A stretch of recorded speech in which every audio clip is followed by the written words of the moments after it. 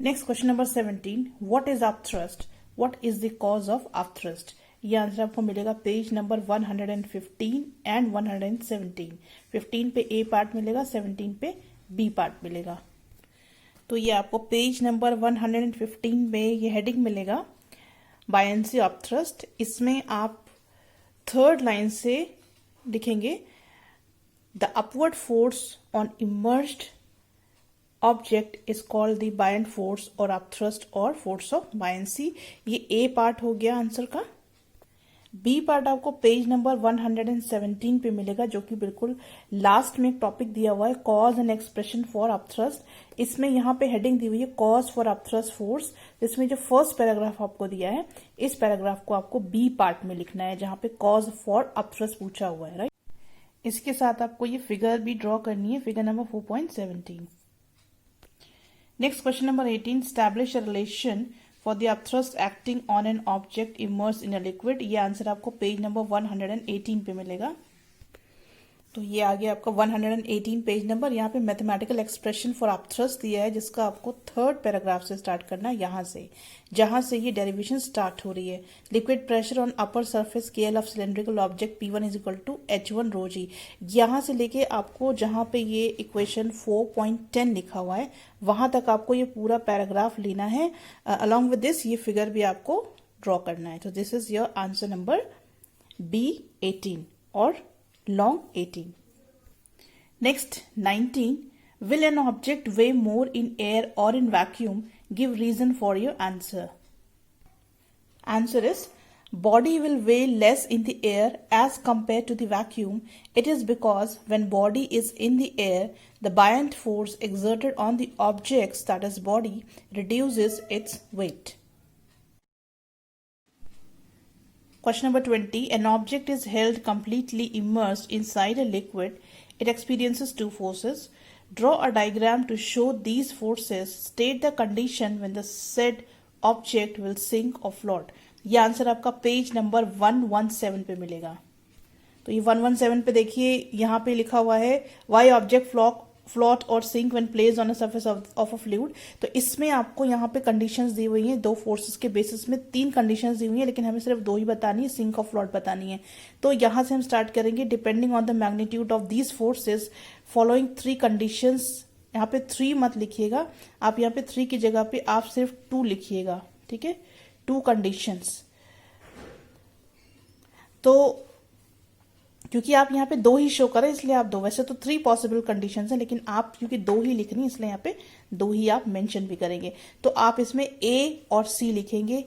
A में आपका sinking वाला है, ठीक है, तो यहाँ से लेके आप स्टार्ट करेंगे, जितना बोल्ड है यहाँ फ्लूट तक लिखेंगे पूरा, और उसके बाद में आप सीधे C पे आ जाएंगे, और इसका भी जितना भी बोल्ड है, बोल्ड पोर्शन जहां तक है वो पूरा आप लिखेंगे। और इसके साथ साथ आपको इसका फिगर भी बनाना है, तो फिगर में आप A और C बनाएंगे, क्योंकि यहाँ पे आपका सिंकिंग वाला दिखा रहा है फिगर और यहाँ पे फ्लोटिंग का।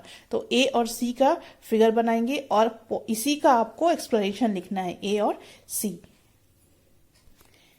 Next question number 22, how does the density of a given substance determine whether the substance will sink or float in a given fluid. तो ये आंसर आपका मिलेगा, sorry, in a given liquid. ये answer आपको मिलेगा page number 121 पे।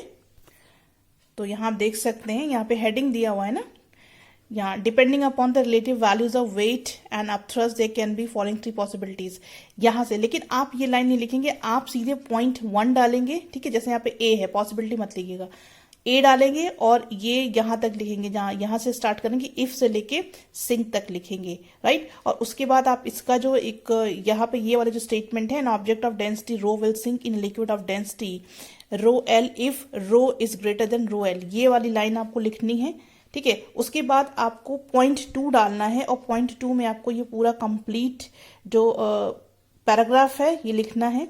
इसके साथ यहाँ भी आपको 2 फिगर बनाने, फिगर A और फिगर B बनाना है, ठीक है। तो जो सिचुएशन आप यहाँ पे एक्सप्लेन कर रहे हैं उसी का आपको फिगर भी बनाना है।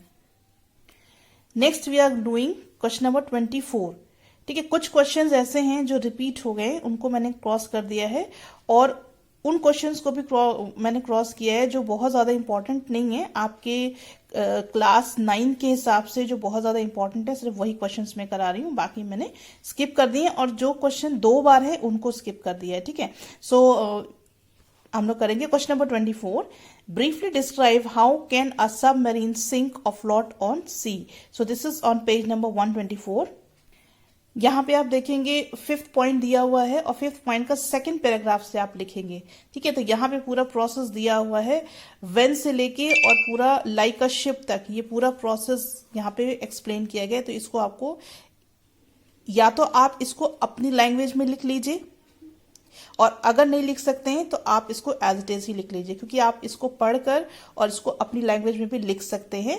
तो मैंडेटरी नहीं है कि आपको एज इट इज जैसे यहाँ लिखा है वैसे ही लिखना है, बस आपका मैटर जो है इस रिलेटेड टॉपिक पे सेम होना चाहिए। So you can use your own words, और अगर नहीं लिख सकते हैं तो आप इसको पूरा as it is note down कर लीजिएगा। This is your answer number 24। Next question number 27। How can you experimentally verify the Archimedes principle. ये आपको पेज नंबर 119 एंड 120 पे मिलेगा। बीच में 2 क्वेश्चन मैंने फिर स्किप करे हैं, ठीक है। तो ये ऑलरेडी हम शॉर्ट में कर चुके हैं, इसलिए मैं इनको छोड़ रही हूँ। तो हम 27 पे आ जाएंगे। ये आप पेज नंबर 119 और 120 पे मिलेगा।